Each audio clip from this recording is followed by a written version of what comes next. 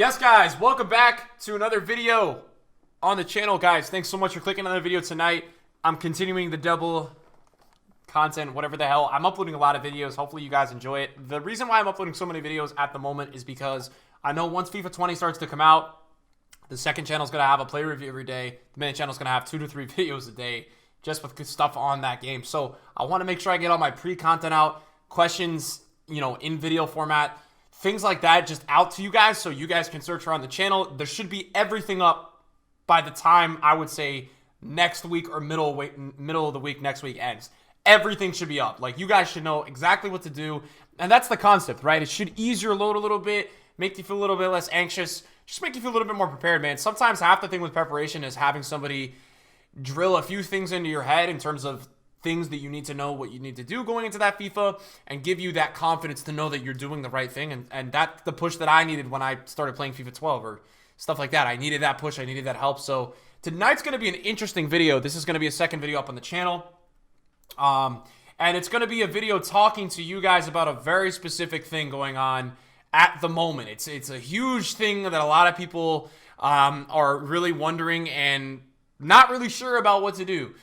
So what we're going to be talking about today, guys, and you may have already seen by the title of the video, we are going to be discussing the Xbox One versus PS4, specifically on FIFA. I'm not going to sit here, guys. Listen to me. I'm not going to sit here and tell you guys what console you should pick. That's not what I'm doing. Tonight's video is going to be a video telling you guys about the differences on FIFA Ultimate Team between Xbox and PS4. Now, why are we making this video? Why is this a video on the channel? How does this have to do with anything? It has to do with a lot because, to be honest, FIFA Ultimate Team varies a lot differently between the two consoles. There is a lot of different stuff that goes on the consoles, and it's something that you guys should consider before the year comes out. Now, another disclaimer before we get in this video. I know I asked for a lot. I know not everybody financially can just go buy a new console. So I don't want you guys to watch this video and think, oh, there's another video from Nick acting stuck up, acting all that, and acting like everyone has this money. I know a console is a massive purchase. For me, guys, it's a massive purchase. I bought the Slim instead of the Pro because I don't want to spend that much money on a console. I saved $100 doing that. I got my PS4 for $250 on a Black Friday deal 2 years ago, and I got the Slim. I didn't buy the Pro because the Pro was like $400, and I was like, hell no. I hate spending money on consoles.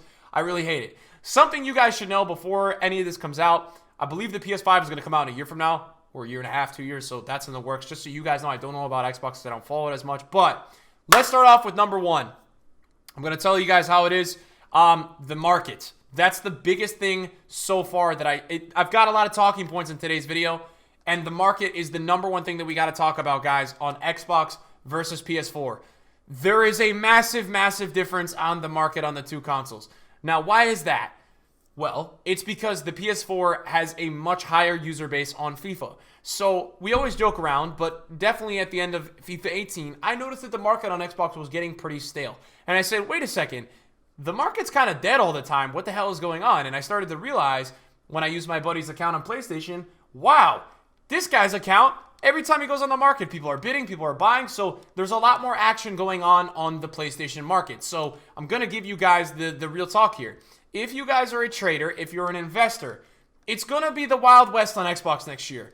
For this reason, FIFA 19 was full of times on Xbox where the market just stuff didn't sell, stuff wasn't listed, stuff was just dead. You couldn't do anything, and there's many people in the comment section that will definitely agree with me on that on the Xbox. Now, currently, guys, just so you know a little bit of background on me, I've played on both consoles. I've been on PS now. This is going to be my second year. Played on Xbox for 6 years for FIFA. I'm talking FIFA in this video. That's the important part. So that's my background of this. And give me a comment down below, guys. If you're a person that is on Xbox, are you thinking to switch to PlayStation? Are you not? If you're not, why are you not thinking of so? And then if you're on PlayStation, are you happy? Did you recently switch? How's your experience been on PlayStation? I like to read the insight in the comments. You guys are really interactive down there, and I like it. I like the positivity. Everybody seems to be keeping it pretty upbeat, so I love to see that. So, yeah, the number one thing for me, guys, that you will notice about the two markets is that the PS market last year, sometimes in peak times, had 4, 5, 6 times the amount of Xbox transfers. And I have bad news. And the bad news is, guys, it's only going to get worse. Now, this will be one of the last times that I load up FIFA 19 again, and I don't want to touch this game. And I already talked to you guys about it, that I don't want to touch this game ever again. But I want to show it to you guys for the example of right now, guys, this is the deadest that FIFA has ever been, and PS4 still has 800,000 transfers on it. I have no idea how. It's the middle of a Thursday morning. I have no idea how there is 700. I don't know, but there is, right? And this was a number that actually, when I last played on Xbox on FIFA 18, this was a number that I didn't even see in the spring. So to give you perspective, I'm assuming Xbox has between 1 and 200 right now, 1 and 300. So that means that PS is at least 4 or 5 times the amount that Xbox is at the moment, which is just going to show you a few things, guys. The trading is a lot easier on PlayStation because there's a lot more casuals on the console, and that's a big plus. Another big plus to you guys that I can tell you about PlayStation since I moved to PlayStation from Xbox is the matchmaking. The amounts of games and the amounts of people playing this game that there are, I can give you examples, guys. I have been 27-0, I have been 28-0 in Weekend League, and I have found a game within 4 or 5 minutes. I know guys on Xbox that literally will go an hour without a game.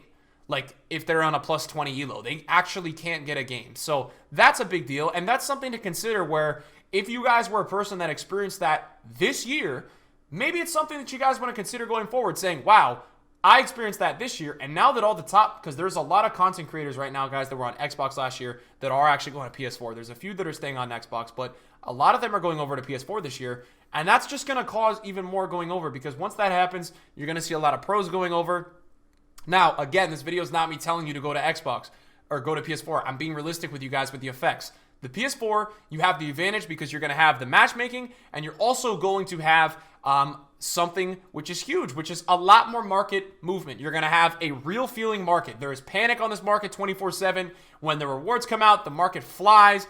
The only downside with the market that I would say compared to Xbox, when the market does go up on Xbox, the fluctuations are crazy rare, and there's a certain movement on the Xbox that is not necessarily happening on the PS4 because the Xbox is rare. So if you love a rare market and you love the chance of maybe selling cards every hour, the Xbox is better in that way. Now, the second thing that I wanted to talk about with you guys today, the freaking controller, right? This is the current situation, guys, and this is the reason why a lot of you guys will watch this video and still not go to Xbox, still not go to PS4, even if it was something you were thinking about. This controller is the Xbox Controller Elite. This is the best controller I have ever used in the history of being a quote-unquote gamer. This is the best controller ever. This controller sucks. I don't know who they made this for. I hate it so much. I just don't like it. I think it's really bad. So that's a big deal, and I understand that. Now, this is not an ad because this company doesn't sponsor me. This is like a HoriPad FPS. You can find this on Amazon. I got a 30-0 with this controller. Do you see this thing? It's a brick, but is it similar to this? Look at it. It's very similar. So there's another one that's out. There's a Nakon. I'm now using the Scuff, which Scuff hooked me up with, and I do have a sponsorship with them. So if you are thinking about getting a Scuff, they do a bunch of controllers very similar. This is the Vantage. You guys can see it. They do it very similar to this. It's got the grips on the back. It's very, very similar. Just these are a little bit different, and there's a few differences with them. But if that's something that's really holding you back with the controller, guys, there are more and more brands now that are making controllers because they know this is a problem for the PS people. They know people want to go to PS, but they don't have the controller. There's a ton of brands via Amazon and companies that you can find a controller that's very similar for or similar to. There's also, even on Amazon now, they have like the USB stick where you can they have like a USB that you can now use, guys, that you can literally like plug in the USB, I think, and then plug it into your controller, and it like works out the work. So I don't know, but I wanted to bring that up because that's a big deal with it. And I know that's not too FIFA related, but I know that to you guys, that's a very big deal. Like, that controller difference is a very big deal. So besides the market being a lot more active on PS, Xbox, I will tell you guys this, and this is another point about FIFA. If you are a player that wants to qualify for an event or wants to get into the top 100 on Xbox in terms of leaderboards, it may be a bit easier for you to do that on Foot Champions on Xbox. And the reason for that is I think this year was very pro heavy and not casual heavy on Xbox. I think a lot of pros are going over to PS4 for the reasons that I've already spoken about. But I think as well, you're going to lose even more people on Xbox. I think Xbox is going to be, this year, for example, last weekend when I got top 100, I got 27 wins with a high skill rating. It was like 26 with a low skill rating and 25 with a high skill rating on Xbox at a weekend or two. It might have been this weekend, right? That's freaking crazy. So to give you guys perspective, top 100 may be easier to get into, whereas on PS next year, I have to be honest with you guys that are going to play PlayStation FIFA 20 next year. To get to the top 100, you're going to probably have to get a 30-0 for like the first 6 months of the year. Other than that, it's going to be a few 29s maybe from time to time that get in the last 10 slots. that was the trend this year, and it's going to be even more next year with more people joining in. So bear down, prepare yourselves for that, guys. To the guys that are on PlayStation, just keep that in mind, that is the sad reality over here. If you're a guy that really wants to get into top 100, it's going to be very hard to do that next year especially. I may not get top 100 next year. We'll see. The gameplay should be better, but guys, no matter how the gameplay is, to get a 30-0, that is very, very hard to do. And then the last point, right? This is another big point that I would like to talk to you guys about. EA Access. For me, guys, this was the reason that I had stayed on Xbox in FIFA 17. That was or FIFA 18. That was my main reason. EA Access. My main account was already on there. I was comfortable. And what is EA Access? Well, EA Access is essentially, it's the 5-day early access on top of the early access. And it was Xbox exclusive only last year. Now, yeah, it's still available for Xbox next year, guys. Don't worry. It's not going away if you're staying on Xbox. But it's also available on PlayStation 4 this year. I've already downloaded it. And what you will see in this hub is that you'll be able to buy the early access, EA Access. Sony has a deal now with EA Access where you spend the $5 on September 18th, 17th, or 19th, and then you get the early time for FIFA 20. So if that's something that was holding you back from going over, that's something that now has been included on PlayStation. So essentially at this point, I just want to look at it from a non-biased perspective, even though I am on PlayStation. The only reason I would stay on Xbox at this point in time, there's a few reasons, right? One, financially, it's not worth it to just go buy a console. I'm more making this video for you guys, telling you guys the benefits of the consoles, and telling you guys really the reality of if you're thinking of switching and you have the resources to do so, it might be in your best opinion if you think you're going to play a few more FIFAs down the line. If this is your last FIFA, guys, and FIFA 20 is like your send-off and you're not playing anymore after FIFA 20, then yeah, stay on Xbox, guys, because Xbox is great. They have a ton of other games. Honestly, they have better exclusives than PlayStation. But if you guys are planning on playing a few more years of FIFA, if you're planning on buying the title year in and year out, I would really consider going over. And if it's something that you're on the border of and you need somebody to push you and tell you, hey, go play on PS, then I think that might be your move, guys, because I think you've got now on PS everything that's lining up that was important, right? You've got more controllers accessible on the market. The market is way better. But the two downsides were the PS were that the controller is terrible. I don't use that controller, so I haven't been using it. But also the EA Access was a very big deal. And now that you have that, it's a big deal, right? You're not going to have to spend that 6 days on the web app if that's really important to you for FIFA. And yeah, the downsides for the PS at the end of the day for me would be, guys, a lot harder to get into the top 100 on Transfer Profit, a lot harder to get into the top 100 on Weekend League. On Xbox, you're going to see yourself be able to really progress a lot faster in terms of that specific leaderboards, right? Because top 100 Transfer Profit and top 100 Weekend League. That's very hard to do on PS. It's a lot easier to do on Xbox. So if you're a guy that wants to market yourself that way or get into something that way, then yeah, I think the switch over to Xbox, stay on Xbox, or maybe even Switch is good for you. But if you're a guy on PlayStation that wants a lot of market activity, a lot of stuff like that, then I think PlayStation's your move. And I think also you now have the EA Access, you have accessible controllers, and there's just it feels like now, and this is a very big thing. Last year it never really felt like it, but it feels like now, and genuinely to me, I say this with a true meaning. It feels like now on the PlayStation and on Twitter, and it just feels like the majority of people are now on PlayStation. And it seems like I'm making this video to you guys because to some of the Xbox guys, I just want to be honest with you guys.